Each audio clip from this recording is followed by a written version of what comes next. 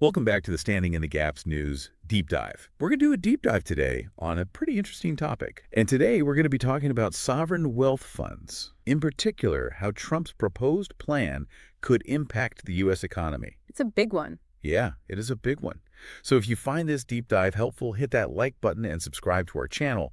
We always love reading your thoughts, so feel free to leave a comment below. Yeah, we love the engagement. We do love the engagement. So could this be a game changer or just another political maneuver? You got to understand the context first. Yeah. The source material we've got really paints a picture of the economic challenges that are facing the U.S. right now. We're talking income inequality, public debt, slow economic growth. So it's not just numbers on a screen. No.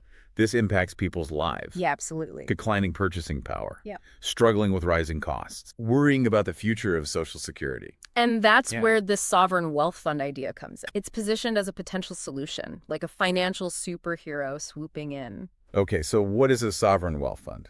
Imagine a giant pool of money owned by the government, invested strategically to generate wealth.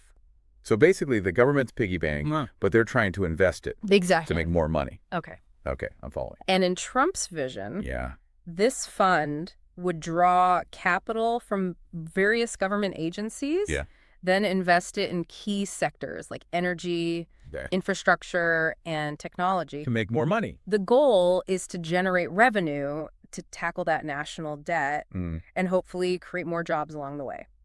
Sounds pretty good on the surface. There's always a catch. Of course. Can a fund like this really stay focused on economic goals and not get tangled up in political agendas? That's a big question. Yeah. The source material really highlights the tension between economic viability and political influence. Because you can say that it's going to be used for this, but then somebody else can come in and say, I want to use it for that. Exactly. So are we going to be able to avoid that? You've got think tanks like the Heritage Foundation. Okay. Their report suggests that a well-managed fund could outperform even government bonds. Wow. Generating impressive returns. That's huge. Yeah. Exceeding government bonds. Yeah, it's a bold claim. Okay, so there's got to be some downsides too, right? Absolutely. There are concerns. The source points out potential downsides, such as the possibility of power becoming too centralized. Imagine the government, through this fund, gains too much control over strategic sectors, potentially undermining democratic processes. That's a scary thought. It is. What would that mean for personal finances, your future? If this fund is successful, will it trickle down and benefit the average American? Right. Or could it lead to unintended consequences? Yeah, that's a really good question. These are questions worth thinking about. Yeah, I like that. We got to consider both the potential benefits and the risks. Absolutely. And the political angle. Can't be ignored. Because this isn't happening in a vacuum. No, it's not. The source makes it clear that this plan is deeply intertwined with Trump's economic philosophy, which leans towards nationalism and protectionism. Exactly. What does that mean in practice? Think about it this way. Could this fund end up favoring American companies? Okay. Especially in those key industries. Giving them an unfair advantage over foreign competitors. Yeah. Would we see policies designed to bolster American businesses and workers, even if it means creating barriers for others? Interesting. So is that kind of intervention a good thing? That's the question. Boosting domestic growth, protecting American interests. Yep. Or could it lead to trade wars? Would it? Economic isolation? And harm the U.S. economy in the long run? These are all valid points. Yeah, it's a lot to consider. A lot of layers. It is. We encourage everyone listening to weigh the potential pros and cons. Do your own research and form your own opinions. Absolutely. And as always, don't forget to share your thoughts in the comments below. We want to hear what you think. We love hearing from you. We do love hearing from you. Trump's sovereign wealth fund. Let's shift our focus to the specifics of this plan. How would this fund actually work in practice? The source material, while intriguing, leaves some of those details a bit vague. Okay. What we do know is that the initial capital would likely come from a combination of government assets and surplus revenue. So think of it like spring cleaning on a national scale. Exactly. The government owns a lot of assets. Land, mineral rights, maybe even excess funds held by certain agencies. All of that could be pooled together to create that initial investment capital. That makes sense. Yeah. But it also raises questions about oversight and management. Who decides how this money is invested? That's right. Who's calling the shots? What kind of checks and balances would be in place to prevent misuse or mismanagement? That's a big one. It is. These are crucial questions, and unfortunately, the source doesn't offer much concrete information on that front. All right, it's a little bit vague. Yeah, we can assume that any responsible implementation would involve a robust governance structure, Hopefully. clear guidelines for investment decisions, Huh? risk management protocols, Mhm. and of course, transparency. Of course, transparency is key. Yeah, you'd certainly hope so. The potential for conflicts of interest and political influence is huge, especially considering the scale of this proposed fund. Huge. This is why public engagement is so important. Yeah. We need to demand accountability from policymakers and ensure that this fund, if it comes to fruition, operates with transparency and integrity. Absolutely.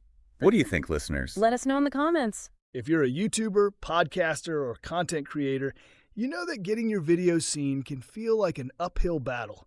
That's where VidIQ comes in.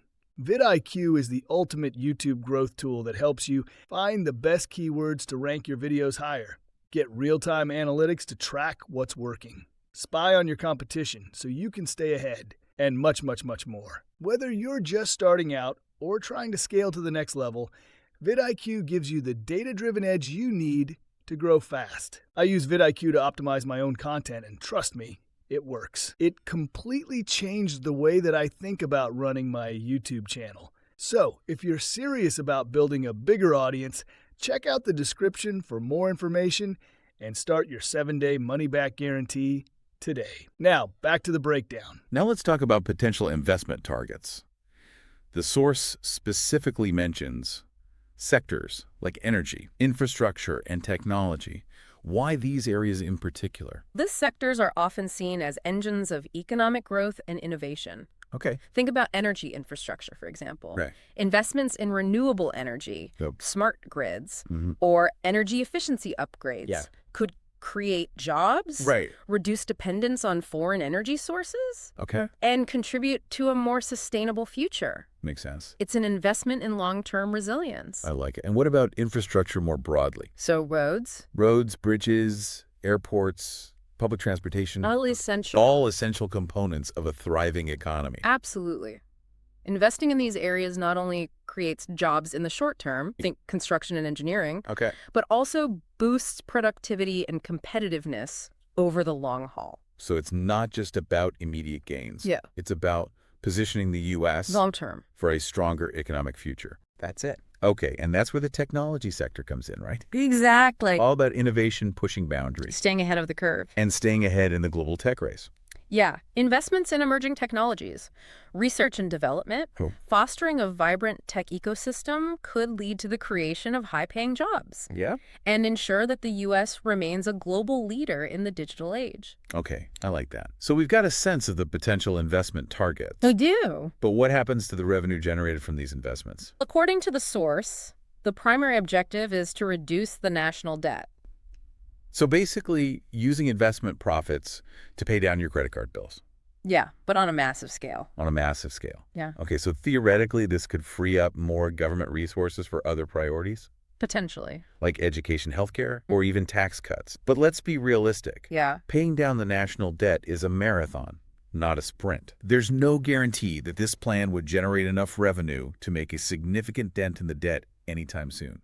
And we can't forget that every investment carries inherent risks. There's no such thing as a guaranteed return. And of course, the political angle looms large. Yeah.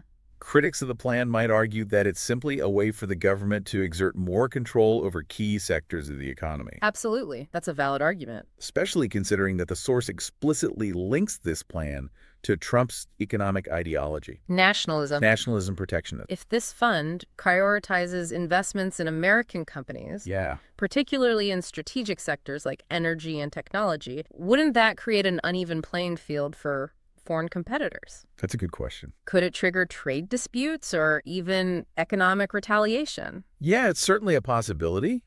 It raises questions about the potential unintended consequences of such an approach. It does. Could it ultimately harm the U.S. economy by limiting competition and innovation? These are questions that policymakers and regulators would need to grapple with. They would? And then there's the issue of potential conflicts of interest. Oh, yeah. If the government is both investing in and regulating certain industries, how can we ensure that investment decisions are driven by economic consideration rather than political motives. Transparency and accountability. Absolute paramount. Without those safeguards, Yeah, the potential for abuse and manipulation is significant. absolutely. So this is where you, our listeners, come in. That's right. Stay informed, ask critical questions, and hold your elected officials accountable. Hold their feet to the fire. Demand transparency and make your voices heard. You can start right here, right now, by sharing your thoughts in the comments below. Now let's broaden our perspective and consider the global context. How does Trump's plan compare to other sovereign wealth funds around the world? Yeah. What can we learn from their experiences? Well, it's fascinating to consider this idea in a global context because sovereign wealth funds aren't exactly a new thing. They've been around for decades. Exactly. And some countries have really mastered the art of using them for economic growth. So give us some examples. Who's doing this? Okay. Norway's sovereign wealth fund is often held up as like the gold standard. Okay. It's primarily funded by oil revenues. Okay. And it's grown into one of the largest funds in the world. Wow. They've got a diversified portfolio of global assets. Okay. And a long-term investment strategy that's yielded impressive returns. So they're basically using their natural resource wealth to build a more secure future. Smart. That's smart. What's their secret? They focused on prudent management, a clear investment strategy, and most importantly, they've shielded the fund from political interference. So they've kept it independent. Independent. That's been crucial. Okay, that makes a lot of sense. Are there other countries that we could look to? Absolutely. China, Singapore, the United Arab Emirates, all have substantial sovereign wealth funds, each with their own unique approach. So they're not all doing it the same way? Not exactly. No, Singapore, for example, has focused heavily on infrastructure and technology investments, aiming to position themselves as a global leader. Gotcha. If the U.S. were to go down this road, what are the key takeaways? I think the biggest lesson is that a long-term vision and a commitment to responsible, independent management are essential. It's not about quick wins or political maneuvering. It's about making strategic investments that'll generate sustainable returns for generations to come. Okay, I like that. It sounds like avoiding political interference is really the key challenge. It is. It's a big one. How do you create a system that prioritizes sound economic principles over short-term political gains? That is the question, isn't it? It is. It requires a commitment to transparency, strong governance structures, and a public that demands accountability. Yeah, you got to hold people's feet to the fire. Absolutely. This whole discussion really highlights the complexities of economic policy. It does. There's so many factors to consider, so many potential pitfalls. Always trade-offs, risks, unintended consequences. And that's why it's so important for all of us to stay informed. Stay engaged. To engage in these conversations. Have these discussions. And to hold our leaders accountable. Absolutely. And that's why we do what we do here. At Standing in the Gaps. We want to empower you, our listeners, with the knowledge and insights you need to navigate these complex issues. We're giving you the tools. That's right. To make informed decisions. And we rely on your support to keep these conversations going. We do. We want to reach as many people as possible. Spread the word. And that's where our GoFundMe campaign comes in. That's right. If you believe in the work we're doing. If you find this valuable. If you value independent media. And in-depth analysis.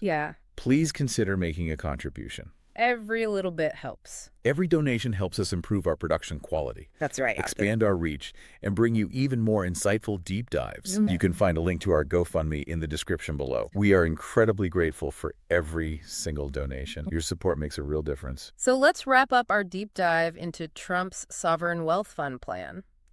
We've covered a lot of ground today. We've explored the potential benefits, the risks, the political context, the global landscape of sovereign wealth funds. And we've raised some crucial questions along the way. We have.